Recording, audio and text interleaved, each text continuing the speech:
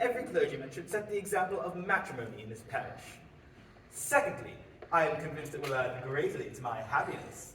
And third, which perhaps I ought to have mentioned earlier, it is the particular recommendation of the very noble lady, whom I have the honor of calling patroness, Lady Catherine de Bourgh.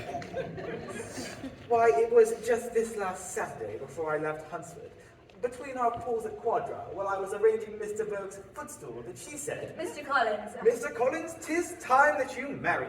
Let her be an active, useful sort of person, not brought up too high. Find such a woman as soon as you can. Bring her to Hunsford, and I will visit her, were Lady Catherine de Bourgh's exact words. If I may. One moment. It remains for me to enunciate why my energies are attracted to your person. For as I am to inherit this estate after the demise of your honored father, so I could not otherwise satisfy myself without choosing for myself a wife from among one of his daughters, that the loss might be as little as possible to them after the melancholy demise takes place, which, may I hasten to add, I hope may not be for several years. Most generous. I could not be otherwise. To fortune, I am practically indifferent, and as I am aware that it could not be compiled with, on that head I shall make no demand of your father.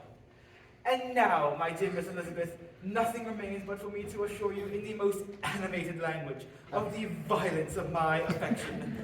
Mr. Collins, you are too hasty. You forget that I have made no answer.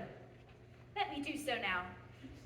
Accept my thanks for this compliment you are paying me, but it is impossible for me to accept your proposals. I understand. I thank you for that. But I am in no way deterred.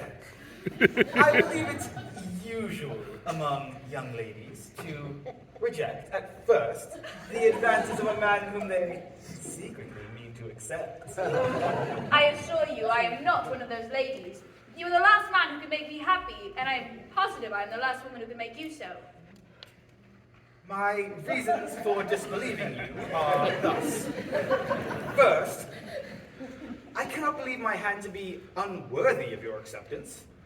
Secondly, I foresee your financial situation to be so unhappy as to discourage any romantic rivals. I therefore conclude that you are not serious in your rejection, and are choosing to increase my love by suspense, as is the usual practice among elegant females. Really, Mr. Collins, if what I have said can appear to you as encouragement, I know not how to express my refusal in such a way of its being one. My feelings in every way express in a... Oh! My feelings in every way express... I cannot speak more plainly! Allow me to state, my dear Mr. Collins, that the prospect of a closer connection permeates me with pleasure.